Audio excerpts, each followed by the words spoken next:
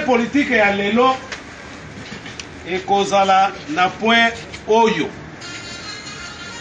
na koloba makambo ya Lubumbashi wana affaire Moïse Katumbi nalakaka bino yango te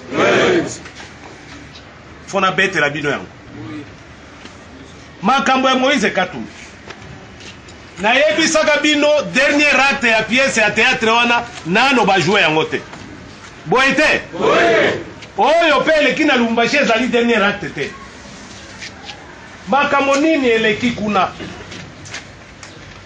bajuriste bazali awa na kokota na makambo babengaka na fond te parce que instruction na droit na procédure judiciaire ezalaka secrète mais tozwi dossier wana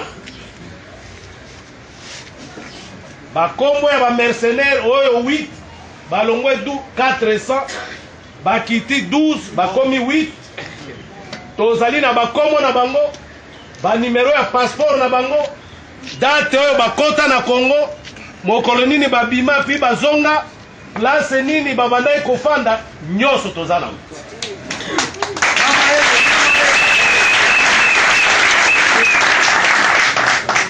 tosiki yango pembeni po fond yango wana tokamati forme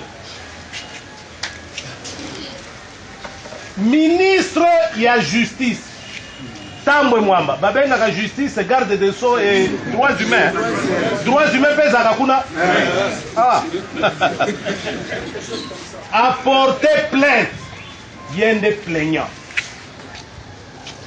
pour na compte ya république plaignant contre Moïse Katumbi alobi nini atteinte à la sûreté de l'État pour à recruter ba mercenaires pour na ko déstabiliser mboka plainte yango wana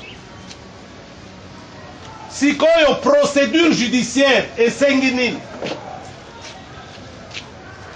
procédure judiciaire esengi ministère public a procédé na ouverture ya dossier répressif RMP registre du ministère public bolandi ngai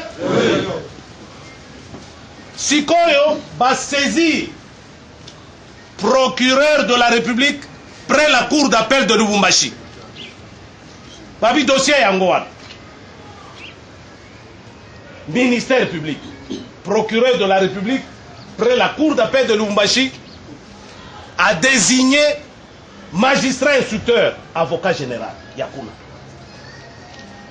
abi instruire dossier oyo sala ba enquête toyeba vérité ezali wana magistrat wana avocat général azalaki na possibilité mibale possibilité ya liboso invitation donc à émettre mandat de comparution yo moko moto oyo bafundi l'accusé leur wana Moïse Katumbi babengi ye na juriste na procédure judiciaire c'est un accusé nde statut na ye yaka yo moko mokolo boye place boye toyoka yo okoya mpe na baavocat na yo bakoassiste yo première possibilité yango wana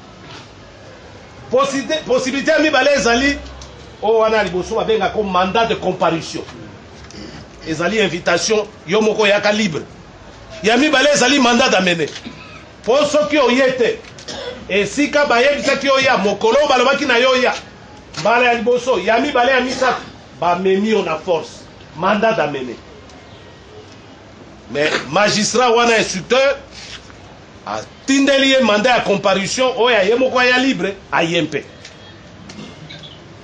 première audience bayoki Moïse Katumbi place wana boyokanga malamu ministère public magistrat instructeur soki azali kosambisa yo akomi na yo babengaka les indices sérieux de culpabilité akangi yo kaka na bureau na ye wana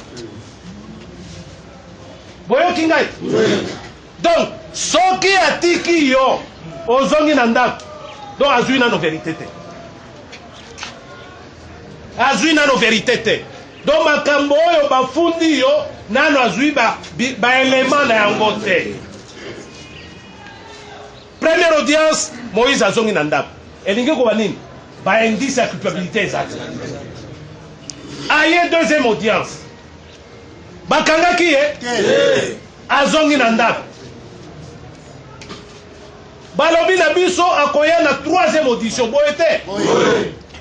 Audition wana il fallait confrontation ye na ba mercenaire na ndenge toyokaki. Est-ce que troisième audition ezalaki? Toye kokamwa, il est inculpé. Inculpé, ça veut dire va émettre mandat d'arrêt provisoire. Bino boko émettre mandat d'arrêt provisoire ya moto ya zali na maboko na bino te ministère public. Boza komona ba aventure. Mais pour nini bokanga qui était na deuxième audition? Parce que troisième audition est salamité. Bon, comme il map, moto yango, il n'est plus à la disposition du ministère public. Map wana et outi wana. Inculpation wana et outi wana. Scénario. Maintenant, boyo kanga malam. Map oyo kaka map. Mandat d'arrêt provisoire wana. Et ça a la valeur il y a 5 jours. Durée nango 5 jours. Donc, ceux qui magistrat instructeur a mappé yo. Donc, yo zana maboko na ya kangi yo, ozana amigo na kacho. 5 jours après, il faut akamata yo inculpé na ye. Akei na yo et pas ya juge et à tribunal. Alobinga il faut na poursuivre instruction na une ano bilembo nyoso te pesangai autorisation à détention provisoire 15 jours de valeur ya détention provisoire oyo juge ya tribunal nde a autorisé ye et chaque fois ce qui 15 jours expiré aye lisusu na tribunal mais mes chers frères les loyo moto bamapa 5 jours ici est le cas. Azali na statut nini eyebanite. Ma pesi ici la valeur. Détention provisoire exaltée. Oh, il peut aller se faire soigner. Qui donne l'autorisation, batangeli biso yango na télévision, ce n'est plus le procureur de la République. Près la cour d'appel de Lubumbashi, oyo moto aza na dossier et outi Kinshasa, autorisation one. Et qui a signé na cadre et cabinet et procureur général de la République, c'est pas le procureur général de la République, directeur de cabinet AI. Intérimaire. Mais yo procureur Obanginini, signé à moté, ce qui est à sol. Boza comment on a aventure. Boza comment. Oh Kabila Lobaka. Nani justice ya mboko ezali gangrène yango wana bobi gangrène soko ezwi lokolo pota oyo epolisaka lokolo wana il faut kaka bakata lokolo solution mosusu ezalaka te il faut bakata lokolo. Comment vous pouvez imaginer bazo mape moto qui n'est pas à la disposition du ministère public? Maintenant il y a accueilli comme quoi prévenu libre. Donc, ça qui est autorisation de liberté provisoire. Mais vous ne pouvez pas lui donner ça parce que vous ne l'avez pas arrêté.